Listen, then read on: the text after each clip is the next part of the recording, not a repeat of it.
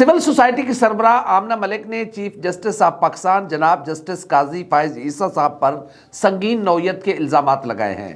آمنہ ملک نے الزام لگایا ہے کہ وہ سپریم جوڈیشل کونسل میں انصاف لینے گئیں لیکن اس پر جملے کسے گئے، اسے ہراساں کیا گیا۔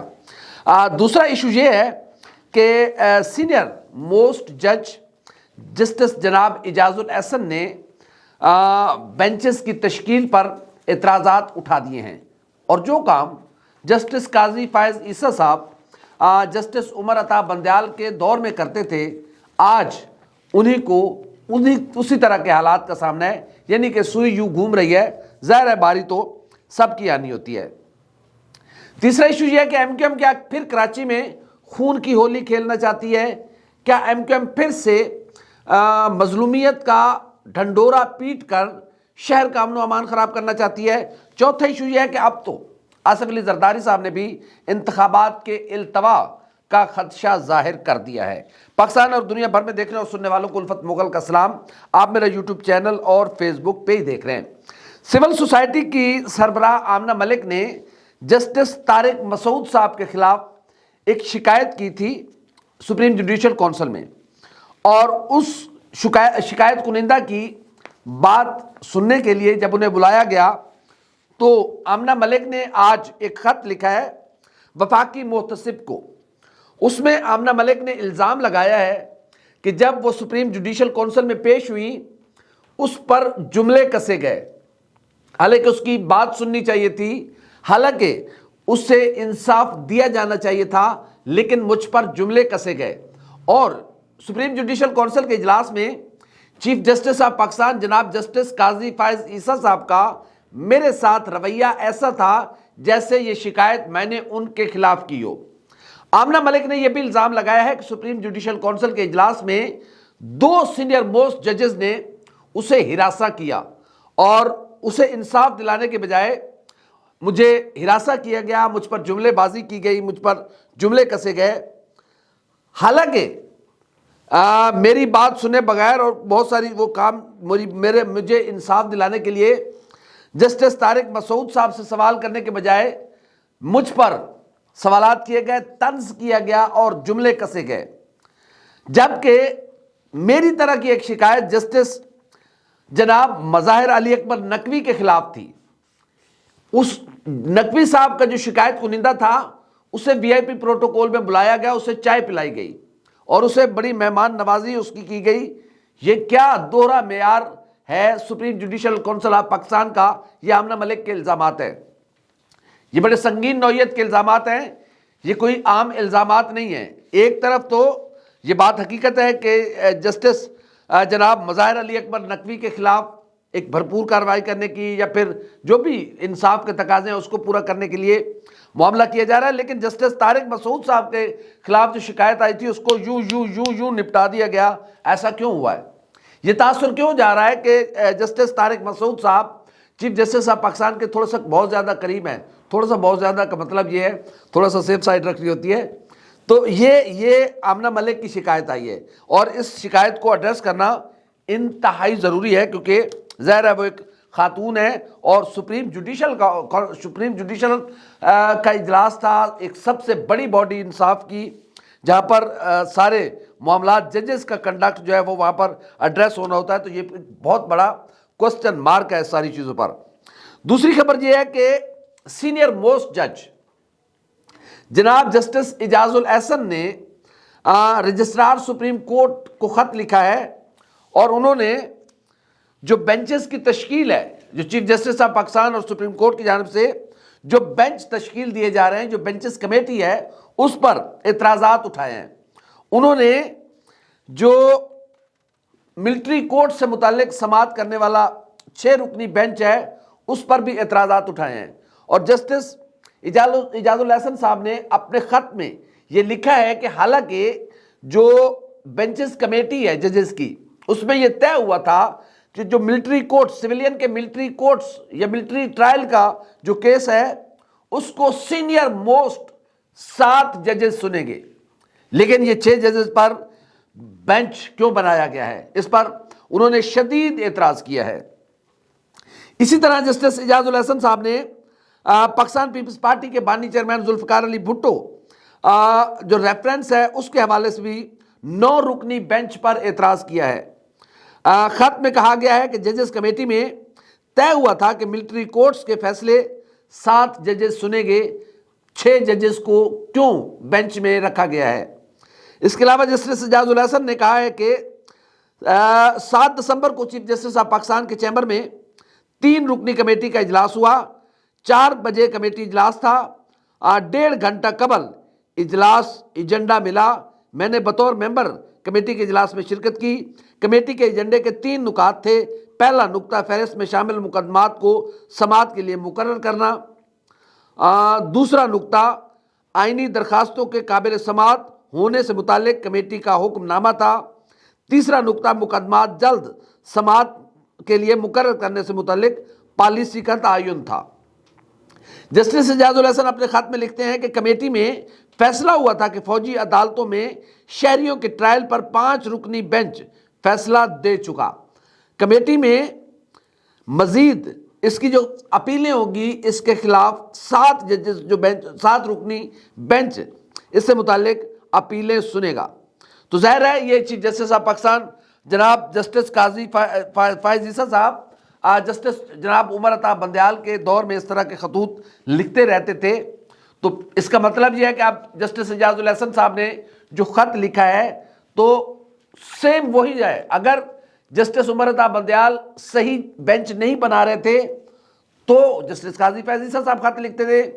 آج جسٹس قاضی فائز عیسیٰ صاحب صحیح بینچ نہیں بنا رہے تو جسٹس اعجاز الحسن صاحب خط لکھ رہے ہیں۔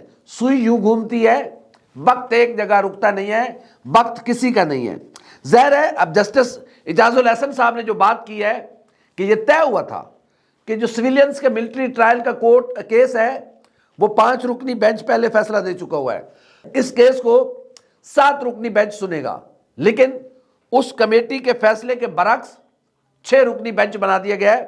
بہرحال یہ کوسچن مارک ہے اور اس کا جواب آنا چاہیے۔ یہ پسند ناپسند کے معاملات جو ہیں یہ اچھی بات نہیں ہے۔ یہ پہلے بھی سپریم کورٹ آف پاکستان کی اپنی جو سٹرینتھ تھی وہ کمزور ہوئی تھی اور یقیناً اب بھی سپریم کورٹ آف پاکستان کی سٹرینتھ کمزور ہوگی، کیونکہ جسٹس اعجاز الحسن صاحب next chief justice of Pakistan ہیں، یعنی کہ جسٹس قاضی فائز عیسیٰ صاحب کے بعد چیف جسٹس جناب جسٹس اعجاز الحسن صاحب نے بننا ہے۔ ٹھیک ہے، اب دیکھتے ہیں کہ قاضی صاحب اس پہ کیا جواب دیتے ہیں۔ اپنی بات پر تو وہ بڑا جواب مانگتے تھے، امید ہے کہ اس معاملے کو بھی ایڈریس کیا جائے گا۔ دوسرا ایشو یہ ہے کہ ایم کیو ایم پھر سے لسانیت کی گیم شروع کرنا چاہتی ہے۔ ایم کیو ایم پھر سے کراچی میں کوئی خون کی ہولی کھلوانے یا پھر کوئی ایسی ٹینشن کریٹ کرنا چاہ رہی ہے جس سے وہ اردو سپیکنگ جو ووٹرز ہیں اس کی توجہ اپنی طرف مبذول کرا سکے۔ آج کراچی میں ایک واقعہ ہوا ہے کچھ دیر پہلے، مچھر کالونی لیاری کا ایک مضافاتی علاقہ ہے مچھر کالونی، وہاں پر 2 گروپوں کے درمیان فائرنگ ہوئی۔ کوئی زمین کا تنازع تھا، کوئی تصفیہ کے لیے یا صلح کے لیے کسی ایک مقام پر بیٹھے ہوئے تھے دونوں فریقین، جس میں نثار احمد ہیں اور سراج عرف سراجی ہیں۔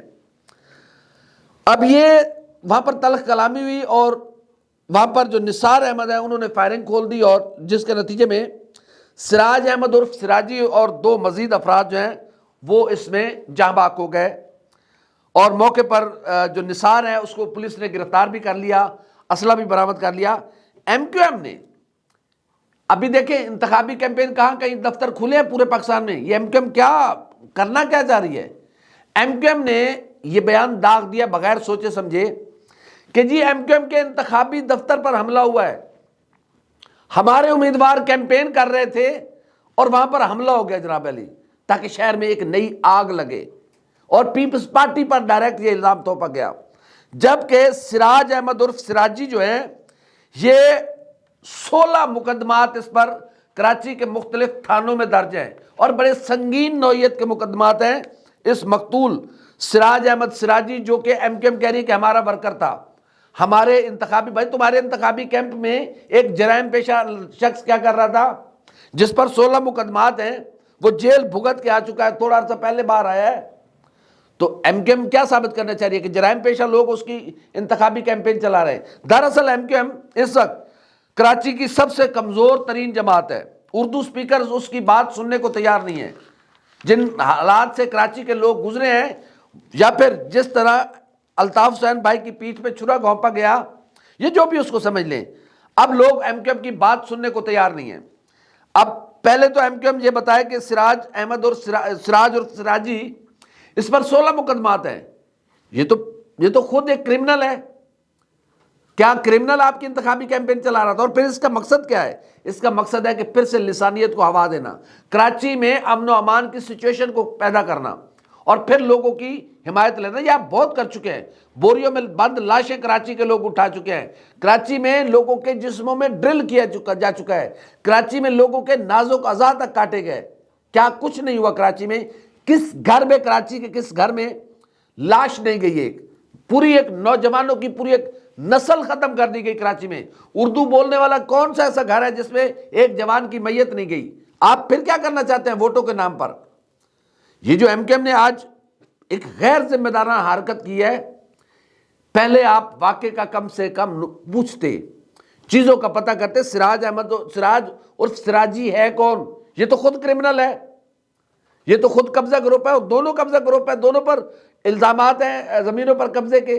اسی لیے تو دونوں کے درمیان تصفیے کے لیے معاملہ بیٹھا تھا، کوئی انتخابی کیمپین نہیں ہو رہی تھی۔ ابھی تو کچھ بھی نہیں ہے، تو آپ نے کیسے اپنے امیدوار وہاں پہ اناؤنس کر دی اور آپ نے اپنی کیمپین بھی چلا دی؟ واڑے واہ، بڑے سمارٹ ہیں آپ، اتنے نہیں ہیں بھیا۔ بہرحال کراچی میں کسی قسم کی بھی کوشش امن و امان خراب کرنے کی کوشش کراچی کے لوگوں کو ناکام بنانی ہوگی۔ خدا کے لیے یہ لسانیت کے نام پر کس گھر میں لاش نہیں گئی؟ اور اب پھر کسی کا جوان بیٹا مرے گا تو ان کا کچھ نہیں جائے گا۔ گھر وہ تباہ ہو گئے جہاں پر لاشیں جاتی ہیں۔ پہلے بھی انہی لوگوں کی ان حرکتوں کی وجہ سے اردو سپیکرز کی پوری ایک لاٹ ختم ہو گئی۔ بہرحال اس کی تحقیقات ہونی چاہیے۔ اگر واقعی وہ پیپلز پارٹی کا تھا اور عبدالقادر پٹیل پر کہا جا رہا ہے کہ اس کا کوارڈینیٹر تھا، اور عبدالقادر پٹیل نے ان الزامات کی سختی سے تردید کی ہے کہ ایسا کوئی واقعہ نہیں ہے۔ دوسرا ایشو یہ ہے کہ آصف زرداری نے بھی انتخابات کے التوا میں خدشہ ظاہر کر دیا، اندیہ دے دیا انہوں نے بھی، اور ان کا کہنا ہے کہ کچھ موسمی حالات اور کچھ امن و امان کی صورتحال کے باعث حالات خراب، انتخابات جو ہے وہ التوا کا شکار ہو سکتے ہیں۔ کیا واقعی ایسے معاملات ہیں ملک میں؟ خدا کا شکر ہے سب کچھ امن کے ساتھ چل رہا ہے، چیزیں ہیں، اکا دکا ہر جگہ ہوتی ہے، اور ہمارے مسلح افواج، ہمارے جوان ان دہشت گردوں کے ساتھ نبردآزماں ہیں، اور وہ دہشت گردی کا کلا کما کر رہے ہیں، قربانیاں دے کر اپنے خون سے اس ملک کی سلامتی کے دیے کو پاکستان کے مسلح افواج کے جوان جلا رہے ہیں۔ تو کیوں ایسے خدشے کا اظہار کیا جا رہا ہے؟ کیا عمران خان کی مقبولیت کا خوف ہے پیپلز پارٹی، مسلم لیگ نون، جے یو آئی پے کو؟ یا پھر یہ کس کو خوش کرنے کے لیے اس طرح کے بیانات دیے جا رہے ہیں؟ کون ہے جو سپریم کورٹ آف پاکستان میں، الیکشن کمیشن آف پاکستان میں، ہائی کورٹس میں یہ درخواستیں لے کے جا رہا ہے کہ انتخابی شیڈیول روکا جائے، انتخابات میں التوا کیا جائے، ابھی نہ کروائے جائیں؟ حالانکہ چیف جسٹس آج جسٹس جناب اطہر من اللہ صاحب نے عدالت میں جو اٹارنی جنرل ہے ان کو کہا ہے کہ خبردار انتخابات کے التوا یا اس طرح کی کوئی بات کی توہین عدالت لگا دیں گے۔ تو سر یہ کون ہے جو یہ باتیں کر رہے ہیں؟ اس کا نوٹس لیا جانا چاہیے، اور کوئی بات نہیں 2 4 دن 5 دن پہلے یہ تذبذب اور یہ گو مگو کی صورتحال کو ختم کروایا جائے۔ آپ الیکشن کمیشن آف پاکستان سے کہیں کہ 8 فروری کو ملک میں انتخابات ہونے ہیں، اس لیے آپ شیڈیول جاری کریں، اسی حساب سے پولنگ سکیم بنائیں اور شیڈیول جاری کریں۔ جب تک یہ نہیں ہوگا لوگوں کی باتیں ہوتی رہیں گی، خدشات ابھرتے رہیں گے، اور یہ تو خدشات یہاں تک پہنچ چکے ہوئے ہیں کہ پولنگ ڈے تک لوگوں کے خدشات رہیں گے کہ الیکشن ہوں گے کہ نہیں ہوں گے۔ ظاہر ہے یہ حالات اسی طرح کے پیدا کر دیے گئے ہیں۔ تو آج ہم نے کافی ساری خبریں آپ سے ڈسکس کی ہیں، امید ہے ہماری ویڈیو آپ کو اچھی لگی ہوگی۔ اچھی لگی ہے تو لائک کریں، کمنٹ کریں، سبسکرائب کریں، بیل آئیکن کے بٹن کو دبائیں تاکہ جو بھی ہماری ویڈیو ہے وہ سب سے پہلے آپ تک پہنچے۔ اللہ حافظ ناصر۔